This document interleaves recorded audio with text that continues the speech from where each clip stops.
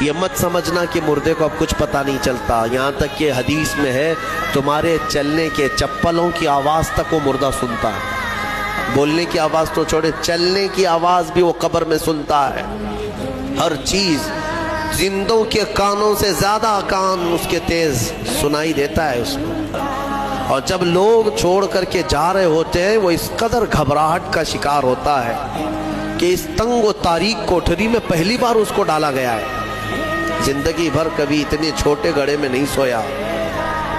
ہاں، اب حضور پاک صلی اللہ علیہ وسلم نے فرمایا ہے، رشتہ داروں کو بھی کہا ہے کہ دفنانے کے بعد تھوڑی دیر بیٹھ جاؤ قبر کے پاس کہ اس کی گھبراہٹ کم ہو، لیکن کون بیٹھتا کون ہے؟ سب کو اپنی جلدی ہے، عزیز لوگ بھی نہیں بیٹھتے، نکل آتے، بھائی ہوں، باپ ہوں، بیٹے ہوں، سب نکل کر کے آ جاتے ہیں۔ یہ مت سمجھنا کہ مردے کو اب کچھ پتہ نہیں چلتا، یہاں تک کہ حدیث میں ہے تمہارے چلنے کے چپلوں کی آواز تک وہ مردہ سنتا ہے۔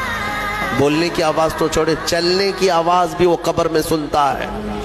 ہر چیز زندوں کے کانوں سے زیادہ کان اس کے تیز سنائی دیتا ہے اس کو، اور جب لوگ چھوڑ کر کے جا رہے ہوتے ہیں وہ اس قدر گھبراہٹ کا شکار ہوتا ہے کہ اس تنگ و تاریک کوٹھری میں پہلی بار اس کو ڈالا گیا ہے۔